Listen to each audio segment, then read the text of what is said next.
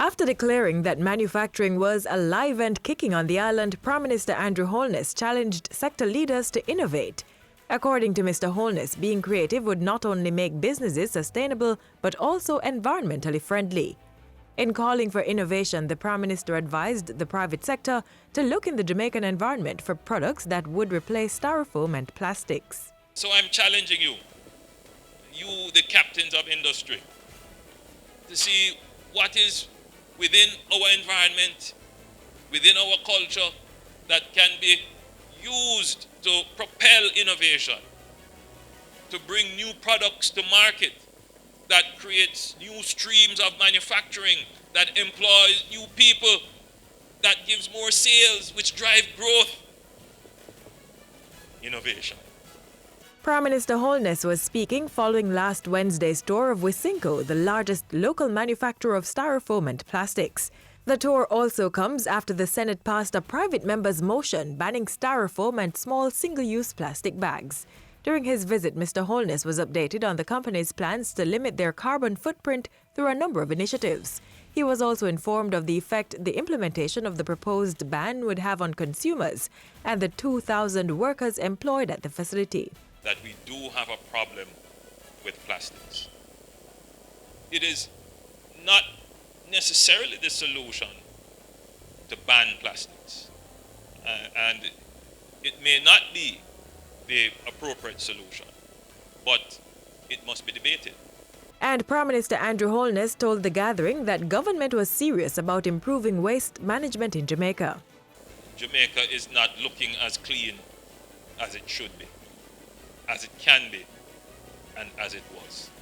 So we're going to be employing various strategies, the first one of which will be the introduction of a waste-to-energy solution.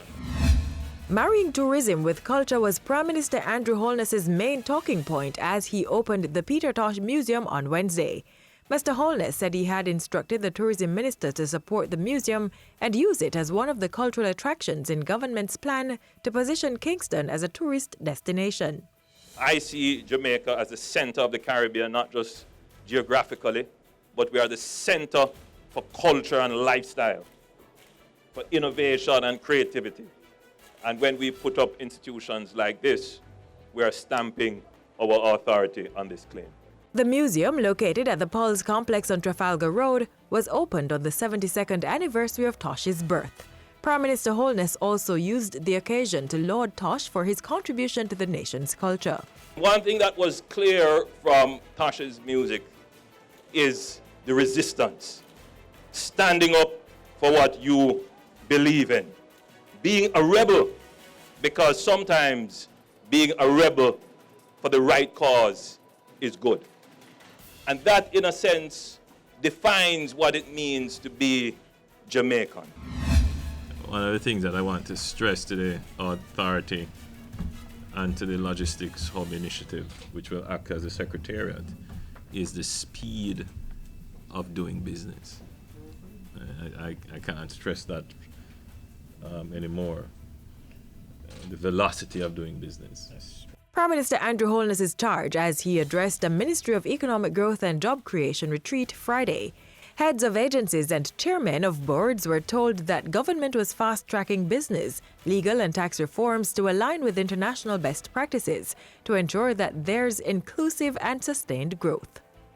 My job is to ensure that the challenges with administration and the legislative will, that those things don't become an obstacle to the implementation of what is a critical part of the growth initiative. So please don't disappoint me. Right? We have to get it done and get it done very quickly. And on the matter of the special economic zone planned for the free zone, Mr. Holness stressed his administration's focus on the export market.